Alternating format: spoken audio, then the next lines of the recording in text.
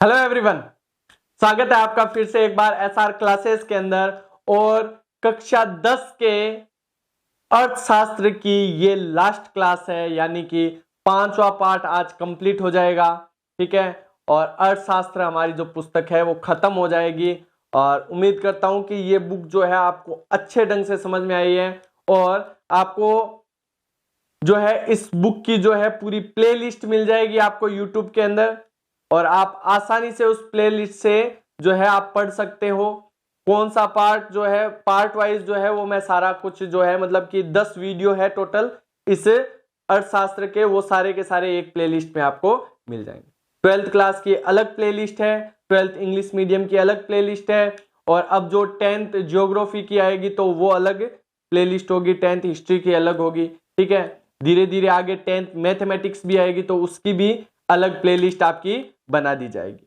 और एक अलग से मैं आपको अलग से प्लेलिस्ट जल्द ही मैं बनाऊंगा जिसके अंदर कुछ फैक्ट, ठीक है, जो हिस्ट्री से रिलेटेड हो सकते हैं या करंट अफेयर से रिलेटेड हो सकते हैं, ठीक है, जो कि आपके लिए या जीके के नजरिए से बहुत इंपॉर्टेंट होगा, वो टॉपिक मैं लेकर के आऊंगा और उसको एक्सप्लेन करूंगा। ठीक है, तो अगर आप चाहते हो, ठीक है, कि मैं कुछ अलग से कुछ पढ़ूं, ठीक है, या आप चाहते हो कि कुछ अच्छे फैक्ट जो है वो आप पढ़ना चाहते हो, तो आप उससे हमसे जुड़ सकते हो उस प्लेलिस्ट के माध्यम से। अच्छा, हम पढ़ते हैं उपभोक्ता को न्याय पाने के लिए क्या करना चाहिए, कहां कहां जाना चाहिए। ठीक है, कहां जाना चाहिए।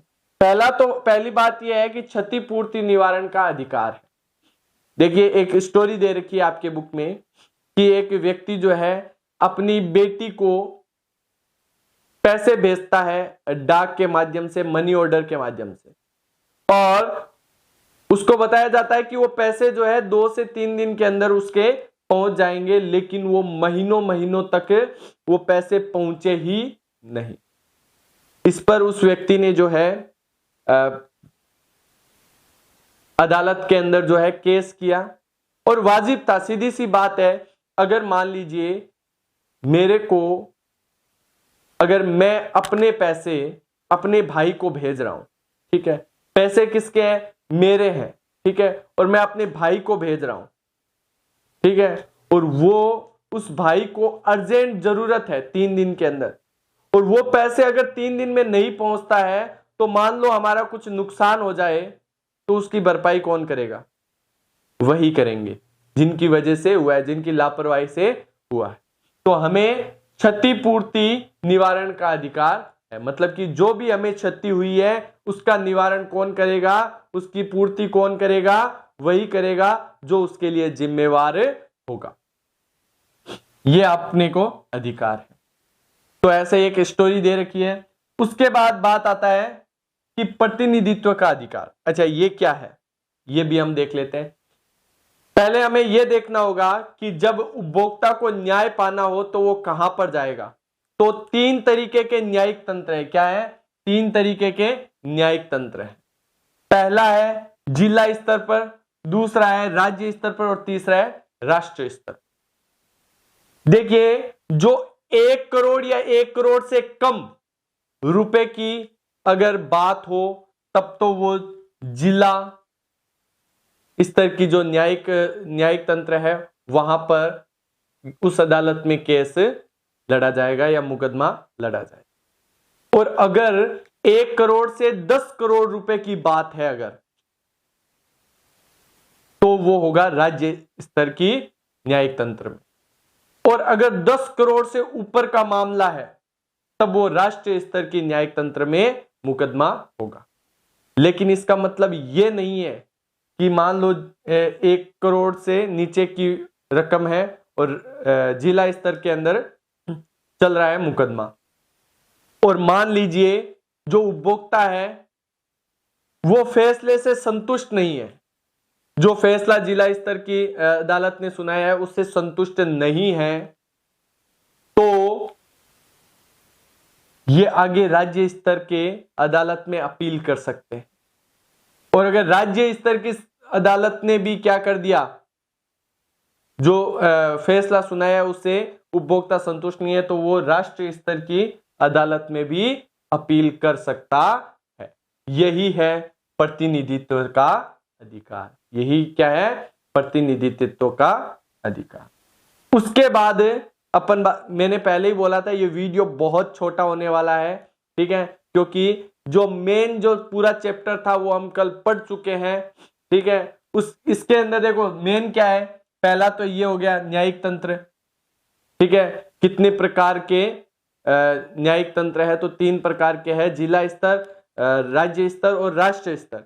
जिला स्तर में 1 करोड़ तक की रकम का फैसला मतलब कि मुकदमा होता है, 1 करोड़ से 10 करोड़ के मध्य का राज्य स्तर पर, और 10 करोड़ से ऊपर का मामला हो तो वो राष्ट्रीय स्तर पर होता है। और प्रतिनिधित्व का अधिकार हमें पता।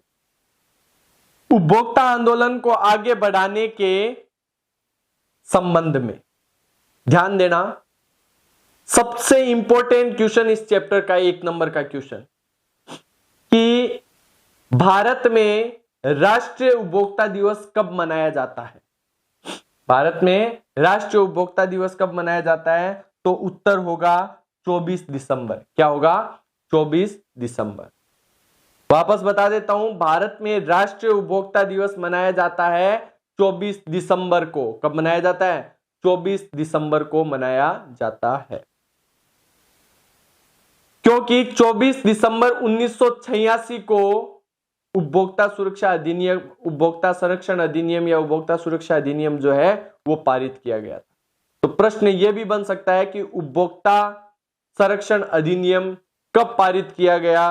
हो सकता है आपसे सन पूछ ले तो आप पूरा डेट ही लिख देना कि 24 दिसंबर 1986 को उपभोक्ता सुरक्षा अधिनियम जो है वो लागू किया गया था, ठीक है। इसको एक और नाम से जानते हैं, बताया था मैंने, क्या है?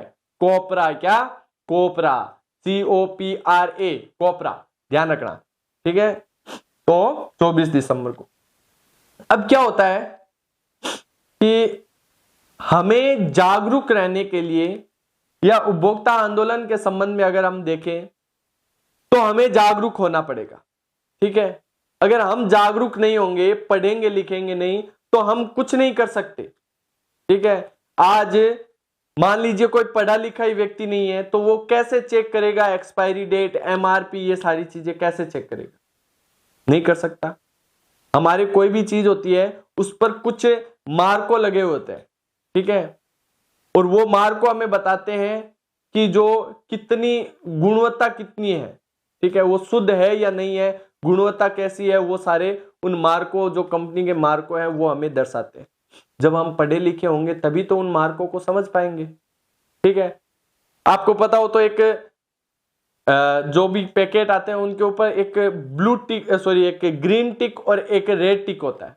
रेड टिक का मतलब होता है नॉन वेज और ग्रीन टिक का मतलब होता है वेज, ठीक है। तो ये चीजें भी हमें पता होनी चाहिए। मतलब कि उपभोक्ता आंदोलन तभी हमारा सक्सेस हो पाएगा जब हमें हर चीज का नॉलेज हो, ठीक है। हमें पता होना चाहिए कि हमें कौन कौन से अधिकार है। जब हमें पता ही नहीं है कि हमारे अधिकार कौन से, कई लोगों को तो आज जब मैं पढ़ा रहा हूं ना तब पता चला है कि हमारे उपभोक्ता के ये अधिकार है, ठीक है। और क्या होता है कि ये अधिकार केवल किताबों में नहीं रहने चाहिए, इनका हमें उपयोग करना है, ठीक है। क्योंकि कोई चीज बनाई गई है तो हमें उपयोग करना चाहिए, ठीक है। ऐसे ही पड़ी पड़ी खराब हो जाएगी, इससे अच्छा हम कुछ उपयोग करें, ठीक है। कोई भी अगर दुकान, ऐसा नहीं कि अब मतलब कि झूठाई, ठीक है, किसी पर केस कर दिया तो सीधी सी बात है जुर्माना आप पर भी लग सकता है, ठीक है। झूठा केस नहीं कर सकते, लेकिन हाँ अगर कोई दुकानदार आपके साथ गलत करता है, आपको पक्का बिल नहीं देता है, ठीक है, MRP से ऊपर आपकी कीमत पर आपकी वस्तु को बेचता है, एक्सपायरी डेट जो है वो निकल चुकी है और आपको वस्तु बेचता है, तो आप केस कर सकते हो। आपको सूचना का अधिकार है, आपको हर चीज का प्रतिनिधित्व का अधिकार है, क्षतिपूर्ति निवारण का अधिकार है, आपको हर चीज में चुनने का अधिकार है, ठीक है, आपको सुरक्षा का अधिकार है, ठीक है। और जैसा मैंने पिछले वीडियो में बताया था, आपको एक अधिकार और है कि आप सब्सक्राइब का बटन दबा सकते हो, आप बेल आइकन दबा सकते हो, आप लाइक कर सकते हो और आप अपने दोस्तों में इस वीडियो को ज्यादा से ज्यादा शेयर कर सकते हो। ये भी आपका एक अधिकार है। ठीक है, इसी तरीके से पढ़ते रहिए। आगे ज्योग्राफी की भी क्लास जो है वो स्टार्ट जल्दी होने वाली है। Thank you, have a nice day.